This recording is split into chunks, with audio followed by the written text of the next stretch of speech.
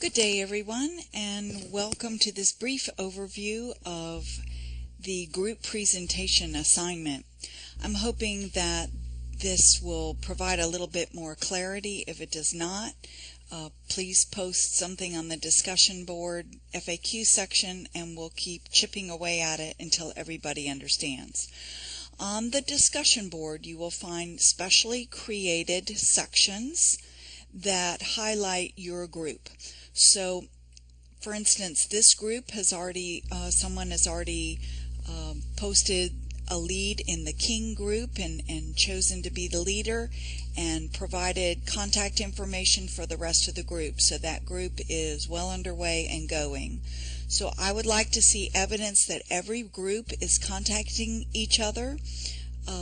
You don't have to post every conversation on this discussion board, for goodness sake, but post enough to let me know that everybody's participating, your group is up and going, and that type of thing. This is also where you will post your final documents for your group project. Okay, this is the course syllabus, and I'm just going to scroll down here a little bit to this section. Last term group asked me to post some study guides, so I've done that. I still need to post the study guide for quiz number 1, but you do get 2 attempts. The questions are pretty straightforward, but if you don't do your reading, you will have difficulty. The questions come from the readings in the book and from the lectures. So study those guides, and I think you'll be fine. Okay, we are talking about the group presentation and the individual paper on the group presentation process because they're a paired assignment, and every semester students struggle with this. The group presentation is on your theorist, so you're going to get together and pull the required elements into a presentation for the rest of the class. The individual paper reflects the group process, and it's a theory-based paper, so it needs references on communication and the group process, and we'll go over that in another segment. But this is due a week after your group presentation is due, and you write this paper on your own. Okay, so just in case anyone has any questions about the due dates on things, these are the due dates for the quizzes and the case studies. You have your choice of case studies. There's 2 choices, and you may choose the one that appeals to you the most. I will be doing a later little taping on the personal philosophy reflective paper. Okay, let me come down to this page. You will notice this from your syllabus, so I've copied and pasted that over here to a separate document, which I've reposted, which includes everybody's names. So let's just start with this section. I bumped the due dates back for these first 2 groups so that everybody had a little extra time to pull this project together. I didn't think you'd mind that.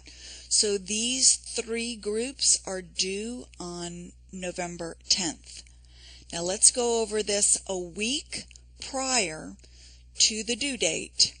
Someone in your group, whether that's the group chairman or whoever, needs to email me a list of all the references that you've used. I want to make sure that they're comprehensive and they're done in correct APA format. You'll then add that reference list and whatever corrections that I send back to you to the end of your handout so that your classmates have a comprehensive handout on the theorist with the references that you've used. A week later, in the Dropbox, your individual paper on the group process is due.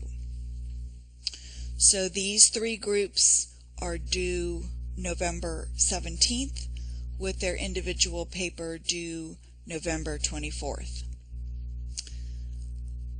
Okay, all presentations will be shared online, and you'll be working within your group of 3 or 4 students.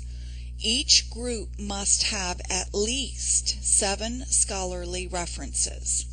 I don't care where those are from. It's nice if it's a variety. You may use your textbook. Just make sure that it's cited correctly as an edited book.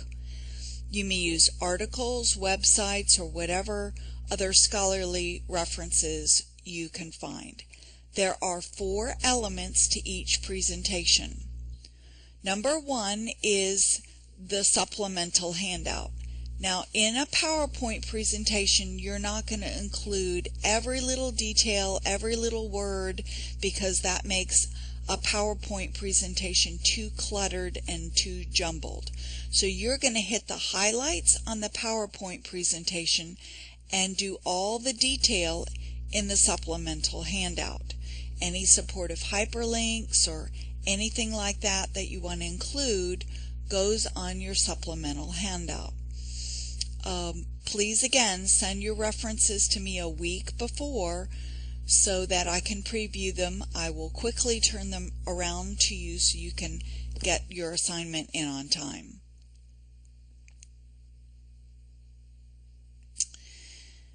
The third element is a supplemental peer-reviewed journal article, so you can go to the database and find something where someone has used your theorist in a journal article, and I don't care what it is, but it has to be applicable to your theorist.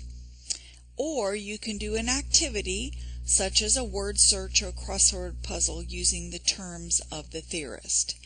If you're in a group of 4, just to be fair to the groups of 3, you must do both components of this element.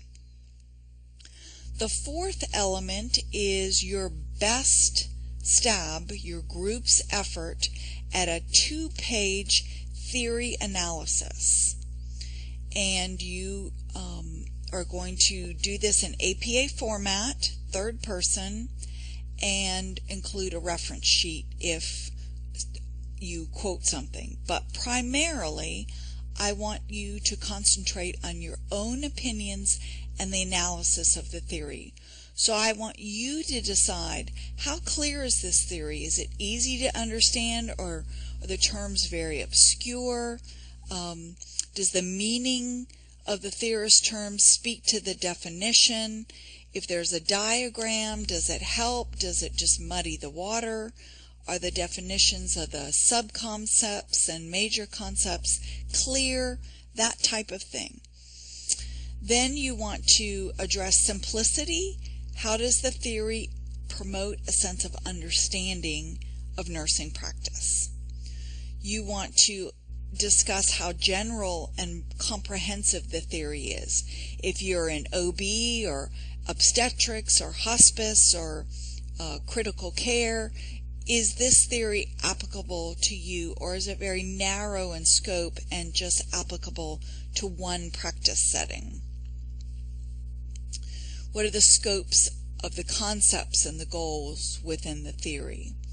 And then, what are the derivable consequences? Can this theory guide research and practice? Does it generate new ideas? Does it differentiate nursing from other professions? So again, I'm not trying to turn you into theoretical scholars, but this is a good academic exercise that you just make your best attempt at your analysis of the theory. So I hope this overview was helpful. If you have any further questions, be sure to post it on the discussion board. Thank you.